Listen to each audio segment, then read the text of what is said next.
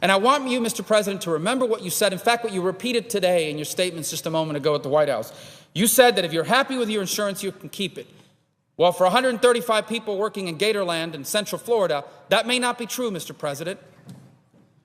They could lose their insurance that's working well for them, that they're happy with, because of this experiment. So that's why we keep revisiting this issue. Interestingly enough, by the way, that's not just me saying that.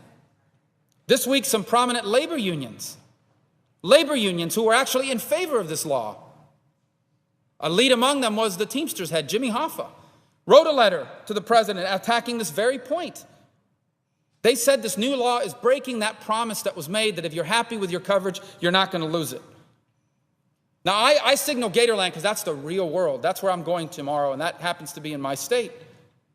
But there are thousands of businesses like this that are facing these decisions. There's not one. There are hundreds of thousands of businesses that are facing this dilemma who have these same concerns. By the way, this is not the only problem with Obamacare. There are many others.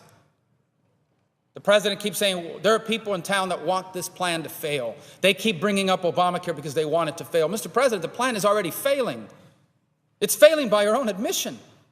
You've just had to cancel, you've just had to suspend one of the critical components of this bill because it's not doable. This plan is already failing on its own. And by the way, if you're going to accuse us of wanting Obamacare to fail, you better accuse the Teamsters of it, because they have the same criticisms on this point that I've raised here today. I think we've reached the point where no matter how we voted on Obamacare, I wasn't here, but no matter how you may have voted on Obamacare if you were, no matter who you voted for president, no matter if you're a Republican, a Democrat, or an independent, this issue is bigger than that. It's bigger than politics. This is really about people. And today I highlighted the plight that 135 people in Florida are facing, but hundreds of thousands, if not millions of others will soon face. As Americans, we have to come to grips with the fact that this law is a terrible mistake, and that we can't go forward with it because it's going to hurt millions of middle-class Americans in the ways that I've just described.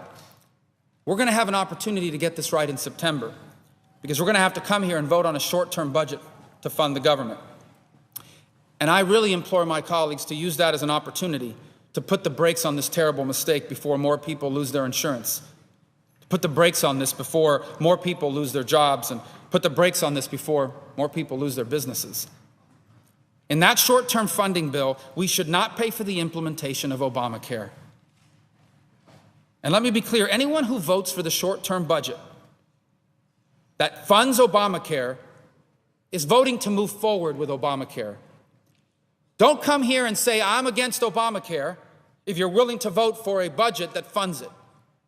If you pay for it, you own it.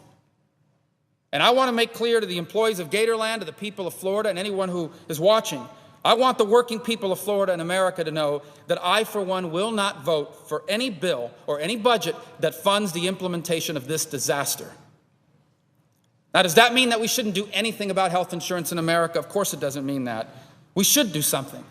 Something that protects what is good about the current system and fixes what is bad with it. Not a plan like Obamacare that throws out what's good about the current system in order to try to fix what's bad with it, and in the end messes it all up.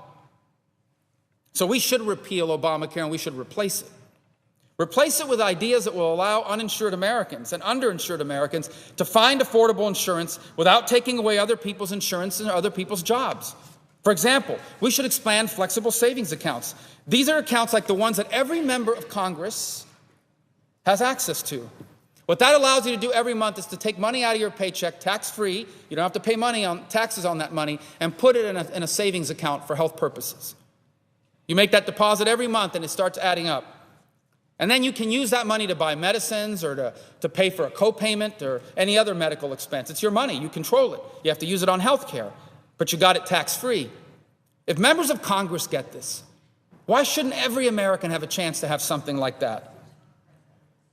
I used that account last year to pay for my daughter's braces.